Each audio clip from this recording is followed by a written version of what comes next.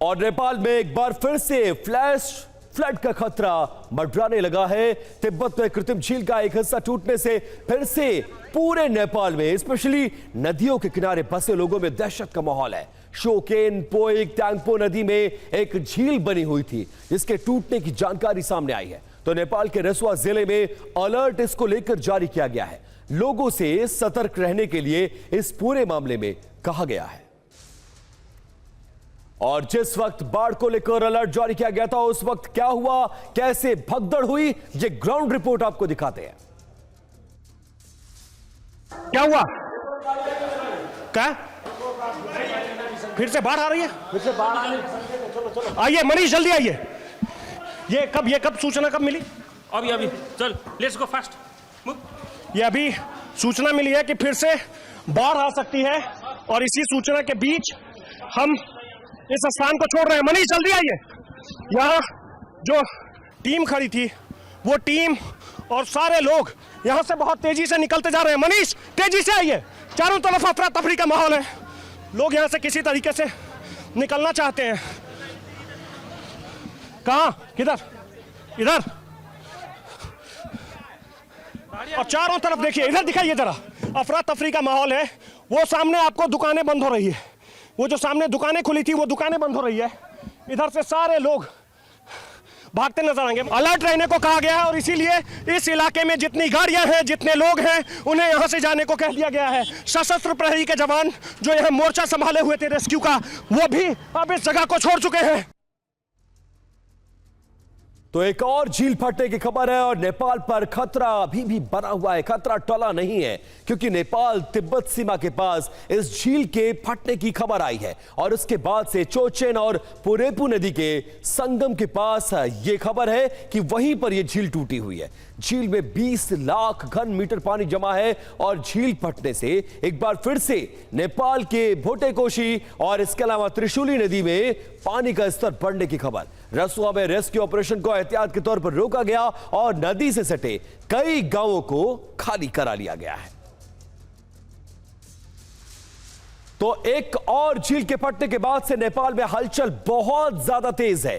त्रिशूल की तस्वीरें अब आपको दिखाने जा रहे हैं जहां लोगों से सुरक्षित जगहों पर जाने की अपील की जा रही है।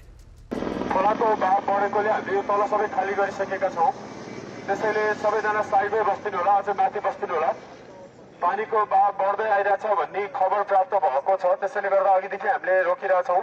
तपाईहरु अगाडि नआइदिनु होला र सबैजना सुरक्षित ठाउँमा बस्नु होला।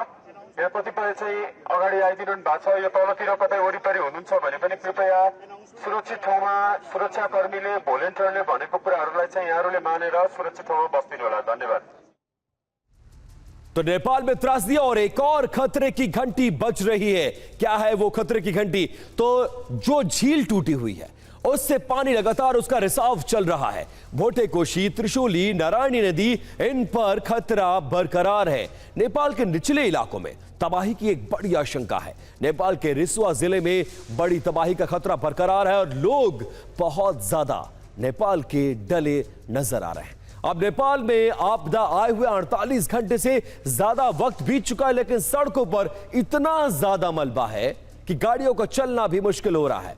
संवाददाता आकाश वत्स की एक और रिपोर्ट आपको दिखाते हैं।